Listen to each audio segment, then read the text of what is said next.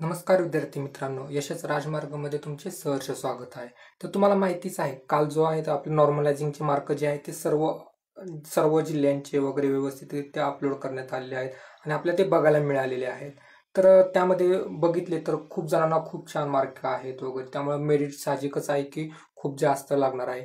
तरी मित्रांनो, काळजी करू नका तुम्ही. अजून पुढे भरती आहेत, निकाल आहेत, अजून खूप वनरक्षकचा आहे, अजून ग्राउंड आहे. तर तुम्ही त्यामध्ये तयारीत राहा आणि तुम्हाला नक्की 2024 साली एखादी पोस्ट मिळून जाईल. आणि जर तुमचं काही डाऊट्स वगैरे असतील तर आम्हाला नक्की कळवा.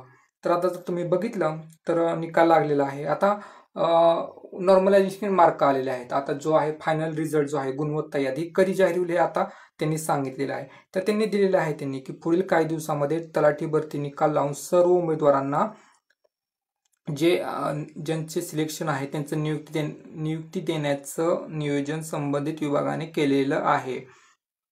त्याचबरोबर तलाठी भरतीचा निकाल या संदर्भात नियुक्ती खूपच लवकर होणार आहे आणि महसूल विभागाने पूर्ण नियोजन करून ठेवलेलं आहे. त्यामुळे लक्षात ठेवा की पुढच्या 2 आठवड्यामध्येच अजून एक गुणवत्ता यादी जाहीर होऊन जे सिलेक्टेड विद्यार्थी आहेत त्यांची नावं पब्लिश होतील आणि आपल्या 26 जानेवारीला म्हणजेच प्रजासत्ताक दिनी नियुक्तीपत्र देण्याचं त्यांनी आयोजित केलेलं आहे.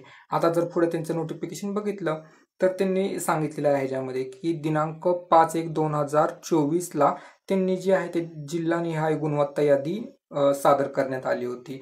परंतु आता सर्वोच्च न्यायालयामध्ये जी आहे पेसा कायद्याची केस चालू आहे. त्यामुळे जर ते म्हटलं तर ते जो कायदा आहे तो 13 जिल्ह्यांकरता आहे आणि त्यामुळे तेथील जी निवड यादी आहे ते काम प्रशासनाच्या मान्यतेनंतर करणार आहेत व उर्वरित 13 जे जिल्हे आहेत ना त्यांचे जे यादी तयार करण्याचं काम आहे ते नियमानुसार सुरू करण्यात येत आहे. आता तुम्ही बघू शकता की ते 13 जिल्हे कोणकोणते आहेत. तर ते 13 जिल्हे आहेत. पहिला आहे तो पुणे, ठाणे, पालघर, अहिल्यानगर म्हणजेच अहमदनगर, नाशिक, जळगाव, यवतमाळ, अमरावती, नंदुरबार, गडचिरोली. त्याचबरोबर आता पुढे बघितलं तर चंद्रपूर आहे, नांदेड आहे, धुळे आहे. तर पेसाच्या केसमुळे ह्या जिल्ह्यांचा निकाल जो आहे तो लेट होऊ शकतो. बाकी जे 23 जिल्हे आहेत त्यांचा योग्य ते वेळी बरोबर लागणार आहे आणि नियुक्तीपत्र मिळणार आहे. तर तुम्हाला माहितीच आहे. आता जर तुम्हाला अजून काय मार्कबद्दल म्हणा किंवा काही डाऊट्स असतील तर आम्हाला नक्की कळवा आणि तुमचे मार्क कळवायला आम्हाला नक्की कळवा आणि आपण त्यानुसार एक कट ऑफ काढणारच आहोत. धन्यवाद.